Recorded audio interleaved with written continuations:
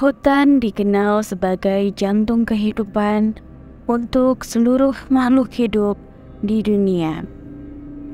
Udara yang sejuk dan menenangkan, tapi di balik keteduhan udara yang sejuk, hutan banyak menyimpan kisah mistis yang sangat menakutkan. Inilah dia beberapa hutan angker yang legendaris yang sering dikaitkan dengan cerita mistis dan hal-hal supranatural. Berikut adalah beberapa di antaranya.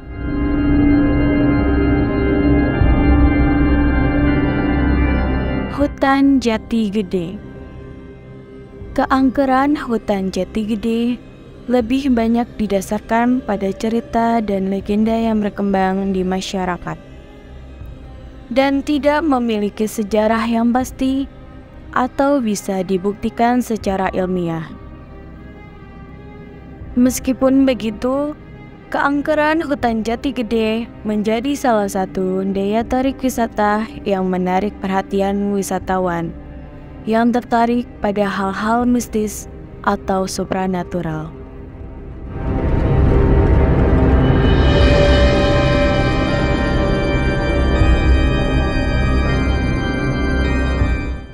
Menurut cerita yang berkembang di masyarakat, hutan Jati Gede dianggap angker karena sering dikaitkan dengan keberadaan makhluk halus seperti kuntilanak, pocong, dan hantu lainnya. Selain itu, terdapat cerita tentang orang-orang yang hilang atau mengalami kecelakaan di dalam hutan dan tidak pernah ditemukan kembali.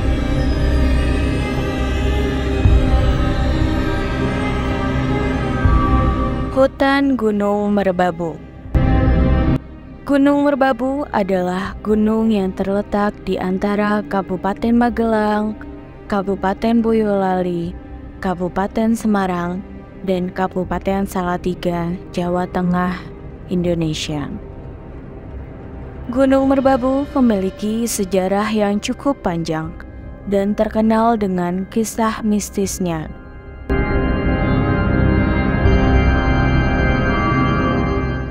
Beberapa kisah mistis yang sering terdengar, salah satunya adalah makam Nyai Roro Kidul.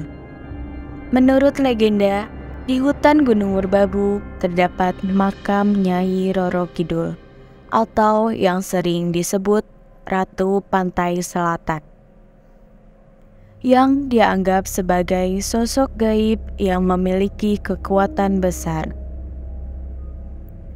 Banyak orang yang beranggapan bahwa makam tersebut merupakan tempat yang angker dan dihuni oleh sosok gaib yang menyeramkan.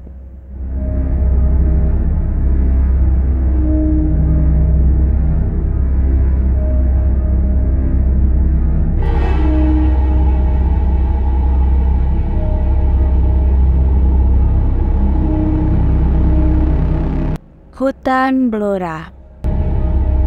Hutan Blora memiliki sejarah yang cukup panjang. Pada zaman Kerajaan Mataram, wilayah Blora termasuk dalam wilayah kekuasaan Kerajaan Mataram. Pada saat itu, hutan Blora merupakan hutan yang sangat lebat dan banyak dihuni oleh binatang liar, seperti harimau, beruang, dan gajah. Pada masa penjajahan Belanda, hutan Blora digunakan sebagai tempat perkebunan dan hutan rakyat. Setelah Indonesia merdeka, hutan Blora menjadi hutan produksi yang dikelola oleh Perum Perhutani. Hutan Blora juga dikenal dengan kisah mistisnya. Beberapa kisah mistis yang sering terdengar diantaranya adalah kesaktian Syekh Siti Jenar, kuntilanak, dan jin penunggu hutan. Meskipun demikian, tidak ada bukti yang dapat membuktikan kebenaran kisah-kisah mistis di hutan Blora. Namun, kisah-kisah tersebut tetap menjadi bagian dari kepercayaan masyarakat setempat dan melekat erat dengan sejarah dan budaya mereka.